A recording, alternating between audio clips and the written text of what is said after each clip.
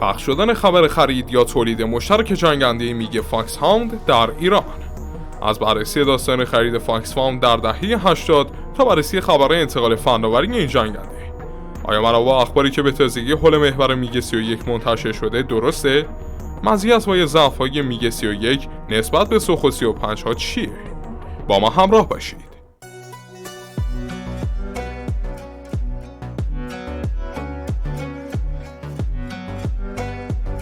سلام عرض ادب خدمت همراهان عزیز کانال جنگاور. خیلی خوش اومدید به یه ویدیو دیگه از کانال خودتون. به تازگی تعدادی از کانال های همکار ما که در حوزه میلیتاری فارسی در یوتیوب فعالیت دارن، خبری رو یا به قول خودشون خبر و پیشنهادی رو در مورد خرید و انتقال خط مونتاژ و تولید جنگنده میگ 31 در ایران رو پخش کردن. آماده شدن که امکان انجام این کار توسط ایران وجود داره. که حقیقت چون تعداد زیادی از کامنت ها حول محور این خبر جدید بود، ما به درخواست شما توی این ویدیو به بررسی این شایعه تازه پخش شده خواهیم پرداخت. و به جز اون هم نگاهی به داستان خرید میگ 31 در سالهای گذشته و در نهایت مقایسه ارزش خرید و سرمایه گذاری میگ 31 و سوخو 35 خواهیم پرداخت. پس امیدوارم که از این ویدیو نهایت لذت رو ببرید. ده‌ها سال پیش و قبل از اینکه شوروی یک کشور فلاکت زده و از درون نابود بشه، شوروی رو میشد مهد خلاقیت و ساخت تسلیحات نوین دونست که از لحاظ نیروی زمینی از آمریکایی ها یه سر و گردن بالاتر و در بخش هوایی هم کاملا همتراز آمریکایی ها بودن. و ساخت جنگنده میگ 25 بود که شوروی تونسته بود از نیروی هوایی پرتعداد آمریکا هم جلو بزنه. چون این جنگنده یه جنگنده خیلی پرسرعتی بود و به دلیل سرعت سه‌ماخی و ارتفاع پروازی بسیار بالای 20000 متری که داشت، عملاً یه جنگنده غیرقابل شکار بود. چون با ترکیب این سرعت و ارتفاع بود که هیچ جنگنده و موشکی توانه رسیدن به این جنگنده رو نداشت. و آمریکا هم ناچار شد با سرمایه گذاری بسیار سنگینی جنگنده های نسل 4 مثل F-14 و F-15 و حتی موشک 5 ماخی فینیکس رو برای شکار این جنگنده نسل 3 پردردسر بسازه. ولی در نهایت با پرواز یکی از خلبانان خیانتکار شوروی به ژاپن بود که کل فناوری جنگنده میگ 25 در اختیار آمریکا قرار گرفت. و بعد از دور رفتن برگ برنده شوروی و در نهایت ورود جنگنده های نسل 4 به دنیای جنگ افزارها بود که شوروی ناچار شد بر اساس همین پلتفرم یک جنگنده شکاری و رهگیر نسل 4 به نام میگ 31 بسازه. میگ 31 به نسبت میگ 25 یه جور بیشتر باگیری و ارتقا بود تا ساخت جنگنده جدید. چون به دلیل محدودیت‌هایی که توی موتورهای فناوری توربوجت وجود داشت، جنگنده باید هی زود به زود موتورش رو عوض می‌کرد. و به جز اون هم از لحاظ راداری مثل F-14 و F-15 هم نبود. پس اینجا شوروی با نصب یه موتور توربوفن و یه رادار آرای فازی این مشکلات جنگنده میگ 25 رو رفع کردن. و در ابتدا عمر موتور به 3500 ساعت پرواز رسیده بود تا دیگه تکنسین ها از شر این مشکل تعویض روزانه موتور خلاص بشن. و در مرحله دوم هم روس‌ها تونستن یه جنگنده مشابه F-14 رو در کالبد میگ 31 بسازن. چون جنگنده از یه رادار آرای فازی بسیار با کیفیت استفاده میکرد. حتی از رادار سوخو 27 خود روس‌ها هم 2.5 برابر پردازنده و توان تحلیل بهتری داشت. و به دلیل برد 400 کیلومتری که داره، بردش چیزی در حدود سوخو 35 های فعلیه. و به دلیل توانایی متصل شدن رادارهای سرگ میگ 31 به هم بود که تنها 4 فروند میگ 31 در صورت پرواز دست جمعی میتونستن 900 کیلومتر رو حتی بهتر از یه آواکس سرچ و بررسی بکنن.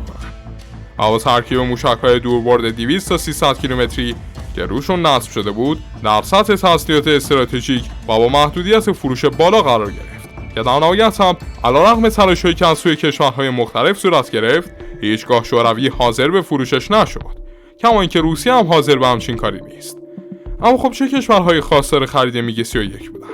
آیا ایران هم تلاشی کرد؟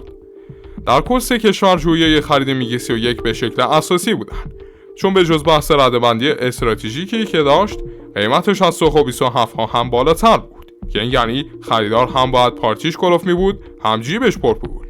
و از جمله تلاش‌هایی که برای خرید میگ 31 شد، میشه به تلاش‌های سنگین چینی ها و در نهایت سوری ها اشاره کرد که علیرغم بسته شدن قرارداد خرید میگ 31 توسط شوروی و سوریه، به دلیل مشکل مالی سوری ها و لابیگری هایی که اسرائیل انجام داد، این قرارداد به جایی نرسید.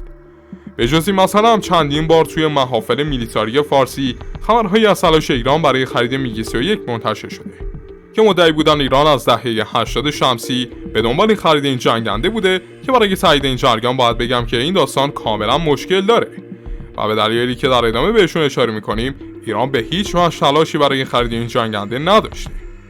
البته بگم بحث تلاش با علاقه فرق میکنه، ولی خب حتی علاقه ای هم توی کشور برای خرید میگ 31 نبوده.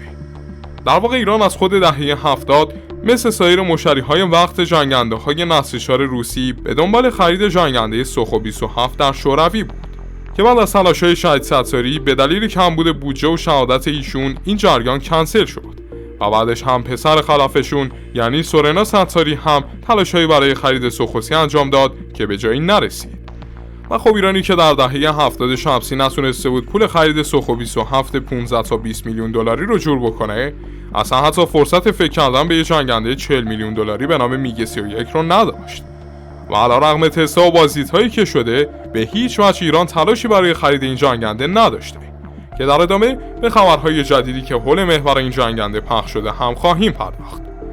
و خلاصه کار بگم هر ویدیو یا خبری که پیشتر در مورد خرید میگ 31 توی ایران شنیدین کاملا اشتباه بوده و سرتون رو کلا گذاشتن. البته دلیل ایران برای نخریدن میگ 31 تنها به دلیل قیمت اون نبود، بلکه مشکلات زیاده میگ 31 هم بود. چون میگ 31 مثل پدر پوشالی خودش یعنی میگ 25 که فقط یه جنگنده با سرعت بالا بود، تمام انجام معروفهای هوایی با سرعت بالا رو نداشت و یه جنگنده سنگین بددست و با محدودیت حمل سلاح و تسلیحات بود که به جز چند سال اخیر که ارتقایی روش شد فقط یه جنگنده با ترکیب رادار و موشک‌های برده بلند بود که از لحاظ توان انجام مانور و توان هوا به سطح و نگهداری اصلا در حد توان یه جنگنده نسل 4 نبود. و در کل میگ 31 علیرغم ویژگی‌های پروازی و راداری خوبی که داشت برای کشورهای مشتری مناسب نبود. و بازم با اینکه موتور این جنگنده نسبت به نسخه قبلی که پر مشکل بود کیفیتش بهتر شده بود و نسل توربوفان هم بود، ولی برای نواحی سرد سیبری ساخته شده بود و اساساً این موتور توی نواحی گرم و خشکی مثل ایران باز به سرنوشت دیگر موتور میگ موجود در ایران یعنی میگ 29 و موتور RD33 دچار میشد که در نهایت به دلیل مشکلات زیادی که این موتور در جنوب کشور داشت باعث شد که کل ناوگان میگ ایران به شمال غرب انتقال پیدا بکنن و در تبریز مستقر بشن. خب حالا میرسیم به بخش اصلی ویدیو، یعنی همون خبری که به تازگی یکی از چنل های نظامی همکار ما توی یوتیوب منتشر کردن. و خب قبل از بررسی این شایعه اصلا بیاید خود شایعه رو نقل بکنیم. طبق گفته این عزیز روس‌ها و ایران علاقه‌مند هستن تا جنگنده میگ 31 رو توی ایران تولید بکنن. و از نظر این چنل ایجاد خطوط تولید جنگنده میگ 31 در ایران یه فرصت طلایی برای رفع مشکلات نیروی هوایی ایرانه. و به جز اینا معتقد هستن که روس‌ها میتونن خط تولید این جنگنده رو به ایران بدن و معتقد هستن که چون شرکت هواپیماسازی میگ روسیه در معرض ورشکستگی هستش، روس‌ها هم با این درخواست ایران به راحتی موافقت میکنن. ولی خب حالا بیاین از منظر چنل جنگاور این شایعه رو تحلیل بکنیم. همون اول کار باید بگم که اصلا شرکت میگ داستان ما 2 سالی میشه که ورشکست شده و در سیاست جدید روس‌ها که تمامی شرکت‌های هواپیماسازیشون رو با هم یکی کردن، شرکت سوخو، میگ و غیره همگی با هم زیر پرچم شرکت بین‌المللی یونایتد ایرکرافت دارن فعالیت میکنن. و ساده‌تر بگم شرکت میگ اصلا 2 سال وجود خارجی نداره. در وهله دوم هم باید بگم که خطوط تولید جنگنده میگ 31 حدود 25 سالی میشه که کلا توی خود روسیه متوقف شده. و ساده‌تر اگه بخوام بگم خود روسا به دلیل وجود مشکلات زیادی که این جنگنده داشته و به جز اون چون پلتفرمش آینده‌ای نداشت، از جمله دلایل روس‌ها برای عدم تولید انبوه و ادامه پلتفرم میگ 25 و 31 میشه نام برد. و در کل رغم تولید انبوه 500 فرونده از این جنگنده، همچنان چیزی در حدود 100 تا 140 فروند از این جنگنده در روسیه و تعدادی نیز در قزاقستان عملیاتی هستند. و ساده‌تر بگم تمامی موجودی‌های این جنگنده در بازار همه دسته دو کاملا فرسودن که خرید جنگنده هایی با میانگین سنی 30 سال و با توجه به مشکلات موتوری، نگهداری و ویژگی‌هایی که داره برای کشوری مثل ایران هیچ فرقی با نخریدنش نداره و اصلا خرید این جنگنده بیشتر مثل سم برای نیروی هوایی ایران میتونه باشه. از خرید جنگنده های 30 ساله و دسته دوی این جنگنده اصلا منطقی نیست. به جز این مسائل اگه بخوایم از نگاه انتقال فناوری هم به این موضوع نگاه بکنیم، باید بگیم که چرا ایران باید در قرن جدید که هر روز جنگنده‌های مدرن‌تر و پیشرفته‌تری توی جهان پرواز میکنن بیاد یه جنگنده از سری اول نسل 4 ها رو که فناوریش مربوط به 40 سال پیشه رو دریافت کنه و کلی پول، زمان، زیرساخت رو هم برای ایجاد مثلا خصوص تولید یه جنگنده بکنه که اصلا دیگه توی کشور مادر تولید نمیشه. تمامی اینها در حالیه که اصلا ایران به تازگی روی جنگنده سوخو 35 و سوخو 75 چکمیت سرمایه گذاری کرده. بر اساس اخبار حاصله ایران تعدادی جنگنده سوخو 35 رو تحویل گرفته و روند تحویل فروندهای دیگه هم داره شروع میشه. یه روزا در تولید انبوه همین جنگنده‌ای که الان ستون فقط از نیروی هوایی خودشونه، یعنی سوخو 35 هم کلی مشکل دارن.